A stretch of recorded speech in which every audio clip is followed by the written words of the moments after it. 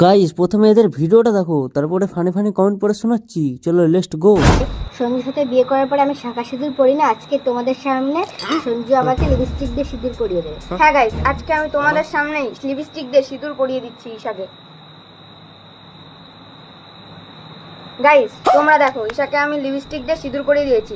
আর তোমরা একটা কথা বলো তো, আজকাল যুগে কে শাঁখা সিঁদুর পরে? আমার বউ কেন পরবে শাঁখা সিঁদুর? তোমরা খালি এই নাটকটা ভালোই, মানে তোমরা তো কমেন্ট বক্স ভরিয়ে দাও ঈশা সিঁদুর পরে না, সিঁদুর পরে না। তা আমার বউ পরে না, আমার ইচ্ছা। তোমাদেরও তো সমস্যা কি হচ্ছে? আজকাল মডার্ন যুগ, আমার বউ কেন শাঁখা সিঁদুর পরবে? তাও তোমাদের সামনে আমি লিপস্টিক দিয়ে শাঁখা সিঁদুর পরিয়েছি। আমার বউয়ের কপাল নষ্ট হয়ে যাবে, ওর জন্যই তো আমি লিপস্টিক দিয়ে পরিয়েছি। আমি চাই না আমার বউয়ের চুলমুল খারাপ হয়ে যাক সিঁদুরের জন্য। না বাবা, তোমাকে আমি লিপস্টিক দিয়ে সিঁদুর পরাবো। হ্যাঁ रुको जरा सबर करो। কথায় আছে না, অল্প বয়সে পাকলো মাল, তাদের দুঃখ চিরকাল।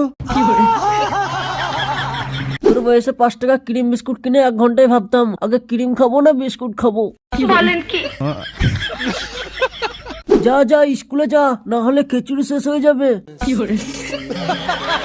মনে হয় বেশি পোলিও খেয়ে নিয়েছে।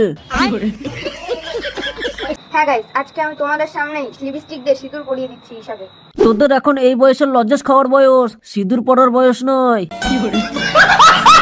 ওরে ভাই, এদেরকে কি স্কুলে দিয়ে আয়।